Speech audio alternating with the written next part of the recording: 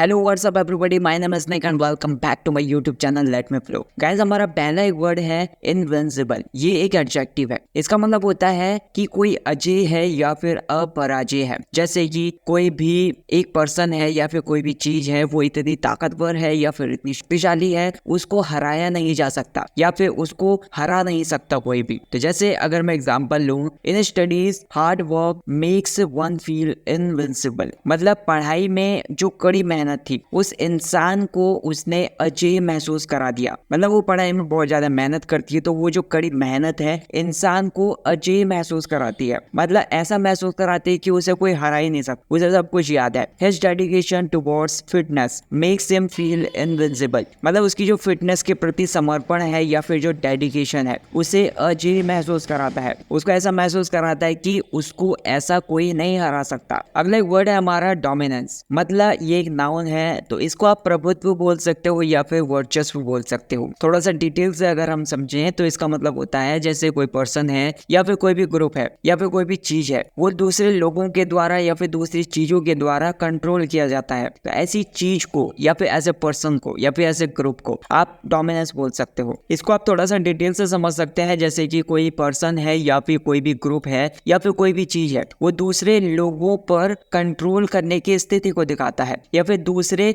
चीज के द्वारा उस पर्सन को या फिर उस ग्रुप को कंट्रोल करने की स्थिति को दिखाता है। तो ऐसी चीज को डोमिनेंस बोल सकते हैं। तो ऐसी सिचुएशन को डोमिनेंस बोल सकते हैं। जैसे एग्जांपल है, in class his dominance in studies is clear. मतलब क्लास में उसका जो पढ़ाई पर प्रभुत्व है या फिर उसका जो डोमिनेंस है, या फिर एक ऐसी सिचुएशन है जिसमें पढ़ाई पर उसका बहुत ज्यादा कंट्रोल है, तो ऐसे कंट्रोल को, ऐसे प्रभुत्व को वो साफ दिखता है। Her dominance in dance competitions is evident. मतलब उसका जो डांस कंपटीशन में वर्चस्व है या फिर प्रभुत्व है या फिर उसका जो कंट्रोल है रहता है, वो साफ है। अगला वर्ड है हमारा प्रीवेल। ये एक वर्ब है। इसका मतलब होता है किसी से जीतना या फिर किसी से विजय हो जाना। मतलब एक ऐसी सिचुएशन है जिसमें विजय प्राप्त कर लेना, मतलब उसमें जीत जाना और ज्यादा प्रभावी हो जाना। जैसे एग्जाम्पल है, hard work and honesty will prevail. मतलब जो हार्ड वर्क है या फिर मेहनत है और ईमानदारी है, वो विजयी हो जाएंगे। मतलब ये प्रभुत्व पा लेंगे या फिर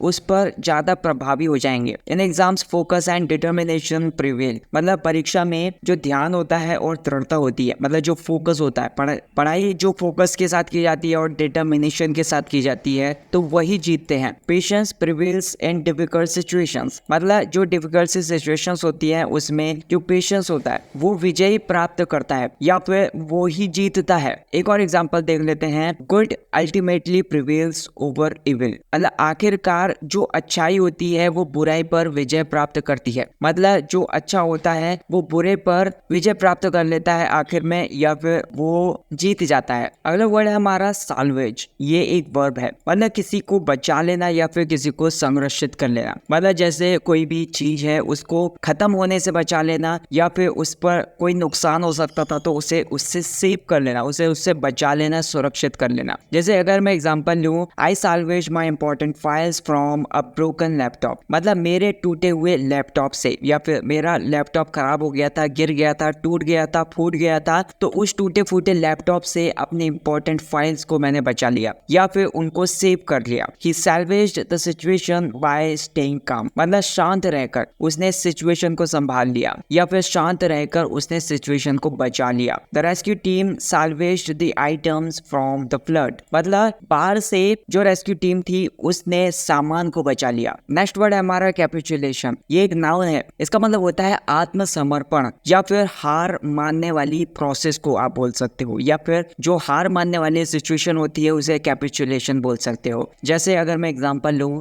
ही showed no signs of capitulation in exam. मतलब एग्जाम्स में उसने हार मानने का कोई भी संकेत नहीं दिखाया। मतलब ऐसी कोई भी सिचुएशन उसने नहीं दिखाई कि वो हार मान गया है। His capitulation in the debate surprised everyone. मतलब बहस चल रही थी, बहुत जोरदार बहस चल रही थी, तो उसके बीच में उसका जो आत्मसमर्पण या फिर उसका जो हार मानने वाली सिचुएशन थी, उसने सभी को चौंका दिया। अगला वर्ड है हमारा ट्विलाइट। ये एक नाउन है। इसका मतलब होता है संध्या काल बोल सकते हो, या फिर ऐसे भी बोल सकते हो अवसान काल। थोड़ा सा डिटेल से आप समझ सकते हो, जैसे कोई भी चीज है तो उसके समाप्त होने से पहले का लास्ट चरण या फिर अंतिम चरण को आप बोल सकते हो संध्या काल। जैसे in twilight the city lights look beautiful, मतलब जो संध्या काल होता है, मतलब जो शाम का समय होता है या फिर दिन का जो खत्म होने का टाइम होता है, उसका जो पहला चरण होता है, उस टाइम पर शहर की जो रोशनी होती है वो बहुत ज्यादा ब्यूटीफुल दिखाई देती है। The Twilight sky is a favourite view, मतलब जो संध्या काल का स्काई होता है या फिर जो आकाश होता है वो बहुत ज्यादा मेरा पसंदीदा व्यू है। अगला वर्ड है वल्नरेबिलिटी, ये एक नाउन है,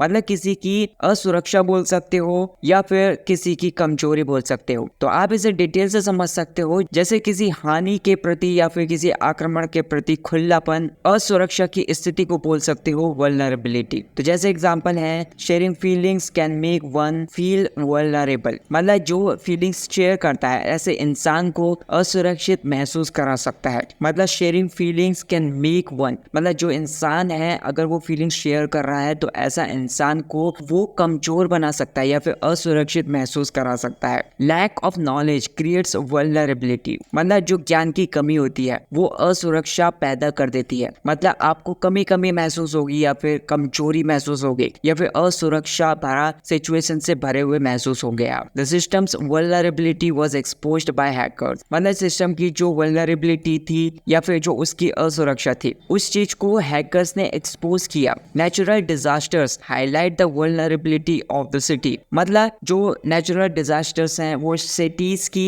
असुरक्षा को उजागर कर देती है। अगला वर्ड है हमारा डेट्रीमेंट, ये एक नाउन है, इसका मतलब होता है किसी चीज के लिए हानि बोल सकते हो या फिर किसी चीज के लिए नुकसान बोल सकते हो। मतलब no eating on time can be a detriment to health, मतलब टाइम पर खाना ना खाना सेहत के लिए हानिकारक हो सकता है या फिर नुकसानदेह हो सकता है। Using gadgets excessively can be a detriment two eyes, मतलब बहुत ज्यादा गैजेट्स का यूज करना आंखों के लिए बहुत ज्यादा हानिकारक हो सकता है या फिर नुकसानदेह हो सकता है। Excessive pollution is a detriment to the environment, मतलब बहुत ज्यादा प्रदूषण जो है वो एनवायरनमेंट के लिए बहुत ज्यादा हानिकारक हो सकता है। So that's it guys for this video. I hope आपको ये वीडियो पसंद आई होगी। आपके जो भी डाउट्स हैं, आपके जो भी वर्ड्स हैं, उन सारे वर्ड्स को मुझे कमेंट सेक्शन में बताइए ताकि मैं आपके वर्ड्स को अपनी वीडियोस में लेकर आपके डाउट्स को क्लियर कर सकूं। तो वीडियो को लाइक और शेयर कर देना, चैनल को सब्सक्राइब कर देना। Thank you so much for watching this video.